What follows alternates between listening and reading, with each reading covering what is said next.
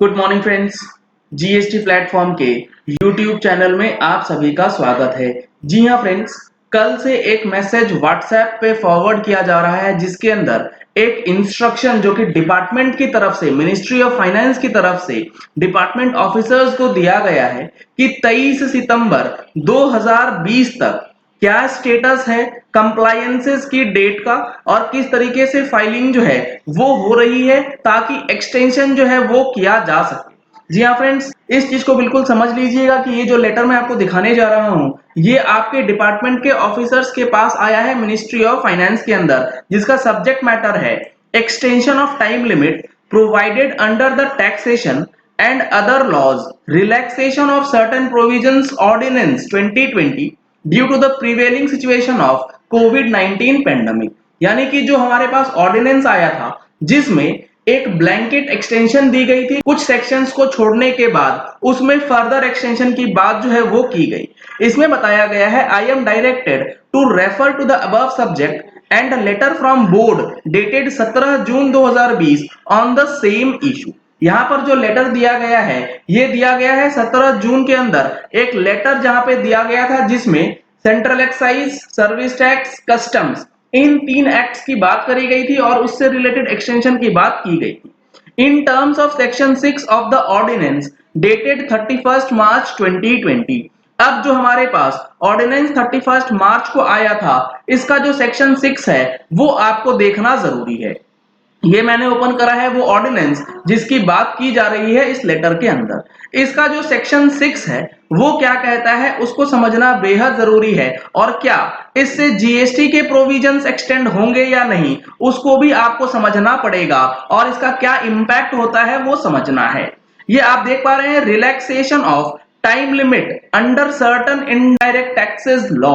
ये फिर यहां पर जो वर्डिंग्स लिखी गई है कि इनडायरेक्ट टैक्स लॉज के अंदर जो टाइम लिमिट्स है उसको एक्सटेंड करने की बात की गई। Not with standing anything contained in the central excise act, सबसे पहले एक्साइज से रिलेटेड जो है आपका कंप्लायंसेस वो, कस्टम्स एक्ट यानी कि कस्टम से रिलेटेड जो भी आपके प्रोविजंस है कंप्लायंसेस का, कस्टम्स टैरिफ एक्ट और चैप्टर 5 ऑफ फाइनेंस एक्ट 1994 यानी कि सर्विस टैक्स। बेसिकली आप समझिए कस्टम्स, सर्विस टैक्स और आपका जो कस्टम्स, सर्विस टैक्स और एक्साइज की जो टाइम लिमिट है उसको फर्दर एक्सटेंड करने के लिए ये रिप्रेजेंटेशन जो है मिनिस्ट्री ऑफ फाइनेंस ने डिपार्टमेंट के ऑफिसर से मांगा। सर क्या इसमें जीएसटी कवर नहीं होता है? जी नहीं, जो हमारा ऑर्डिनेंस है इसका जीएसटी के लिए सेक्शन 8 कवर करता है। यहां पर आप देखेंगे तो हमारा सेक्शन 8 जो है वो सेक्शन 168 के अंदर पावर दे रहा है जिसमें एक्सटेंशन जो है वो दिया गया है।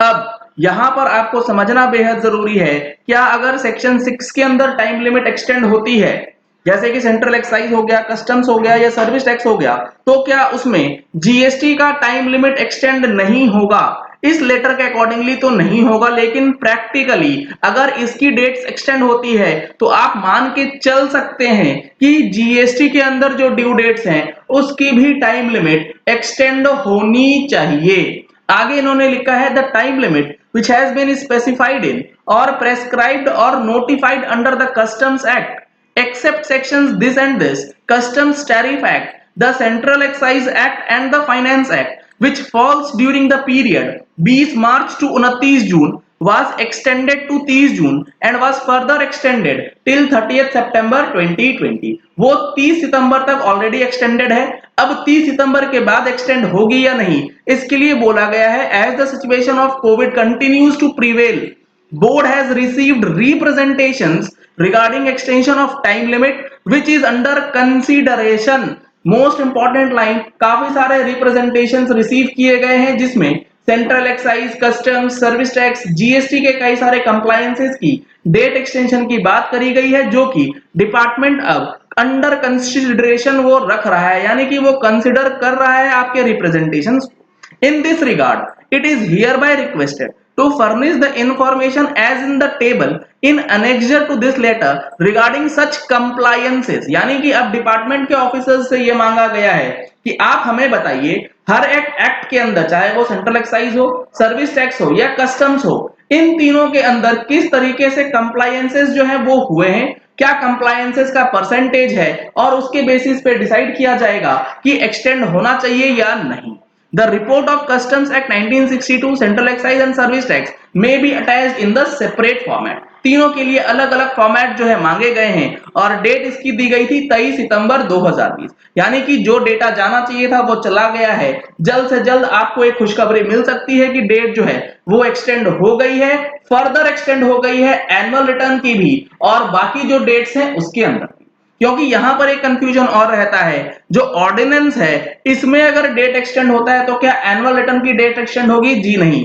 एनुअल रिटर्न के लिए सेपरेट नोटिफिकेशन आपको सेक्शन 44 के अंदर दिया जाएगा जिसमें एक्सटेंशन की बात की जाती है। एनुअल रिटर्न के लिए जो एक्सटेंशन आएगी वो आप देख पा रहे हैं सेक्शन 44 सब सेक्शन 1 के अंदर 5 मई को जो नोटिफिकेशन आया था इस नोटिफिकेशन को अमेंड करके आनी है। जी हाँ फ्रेंड्स, वो ऑर्डिनेंस के द्वारा नहीं मिलने वाली, वो आपको नोटिफिकेशन 41 का अमेंडमेंट के रूप में ही दिया जाएगा क्योंकि सेक्शन 44 को आप नोटिफिकेशन 41 से ही पढ़ेंगे। यहां पर इन्होंने बोला था कि जिनको भी जीएसटीआर 9 फाइल करनी है in accordance with section 44 of the said act read with rule 80 of the said rules electronically through common portal for the financial year 18-19 till 30th September 2020। तो इसको जब एक्सटेंड करेंगे तो वो आपको सेपरेट नोटिफिकेशन के रूप में देखने को मिलेगा, ना कि ऑर्डिनेंस के अंदर। तो इस कंफ्यूजन को बिल्कुल क्लियर कर लीजिएगा कि अगर ऑर्डिनेंस में एक्सटेंशन आ गया तो आप ये कतई नहीं मान सकते कि एनुअल रिटर्न की डेट जो है वो भी एक्सटेंड हो गई।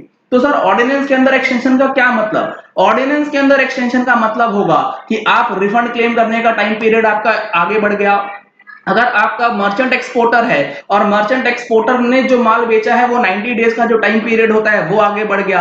अदर अदर प्रोविजंस के अंदर जो एक्ट के अंदर डेट्स दिए गए हैं वो एक्सटेंड होंगे, लेकिन सेक्शन 44 का आपको एक्सटेंशन के लिए सेपरेट नोटिफिकेशन का ही वेट करना होगा, जो कि उम्मीद है कि साथ ही साथ इशू कर दी जाए। तो कुल मिलाकर के इन लेटर से और इन इंफॉर्मेशन से ये आप समझ सकते हैं कि हो सकता है आने वाले 1-2 दिनों के अंदर आपको एक अच्छी न्यूज जो है वो मिल जाए कि डेट जो है फर्दर एक्सटेंड हो गई है महीने भर के लिए 31 अक्टूबर तक। चलिए इस वीडियो को यही एंड करते हैं। आशा करते हैं कि आपको जो ये इन्फॉर्मेशन सर्कुलेट किया जा रहा था व्हाट्सएप के अंदर, इसके अंदर सारी चीजें अच्छी तरीके से क्लियर हो गई होंगी।